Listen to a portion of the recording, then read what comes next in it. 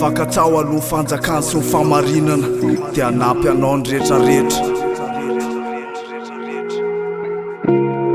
MPN o Pino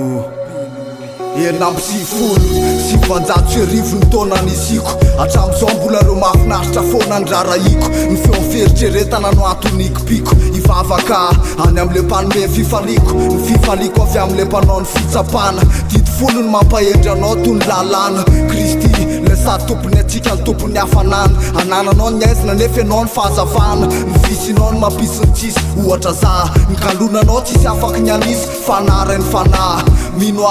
anany anahy manantena le paradisa satria pino de miodikodina ato andohako reo hotavoevo napiataka anao natezitretsetra reo fakapanahy zay maherisetra angoko ny finoko rehetra de ampandreseko raha mizara rony tsy mino sy ny pino de aizano andehananao pino mino diso safidy kiora ankoatr'izay no iainanao zay no izy miresaka aminao za ankehitriny to mialangalana satria tohina tafahoatra ny ato anatony fo ny atanoranany menao ato nataoko lalana itetezako andro revietsy sy tero tsy haiko tompanjina amin'ny tany loatra ny fahavelomako tsy mikatsaka an'izay ansambatra ny fanahy nyrendrarendra sy ny tarana ny fampitolomako ohatr'izay za mampalahelo ahy eny mety ampimeny hafa angamb'izany ritsoko zany nefa zarako aza nisy tirity mba ahafahako ny teny hoe reo revo lasa ditra ifonako averiko any mandrosoa ato apoky de manjakay ny rehetreny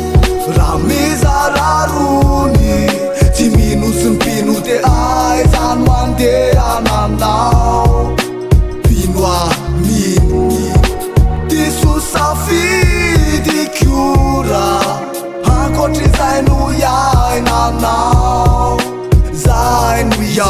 faraparany nefa siko fetiny ohatriny tamy voalohany ro tsy mihinanao tsy diomba many olany nasakorokazany lef izy regny anetsokolany ampafantaro azo iaviaizany rivotra foany tsisy teny sarobidy angamba mihoatrany hoe mankalaza fianao lay lehibe avy no nympandresy fiterana nataoko tamin'ny alala mivazavaza oe misy voadinganaka iteretsy tapaka sy namana mbola ao anatin'ny kejy ale teo ao andohany hoe any aminao ihany ny sezy lay seza tomaratra feny fifaliana azy fitiavana fa akoatrany ihany afo mitomba davana angatahako fitahina any aminao ihany ko ny ao arigniny ankehitriny zay malasa amboro Andriamanitra rehefa miasa izy fanamasina rehefa nofo azo trapainy izy Jesoa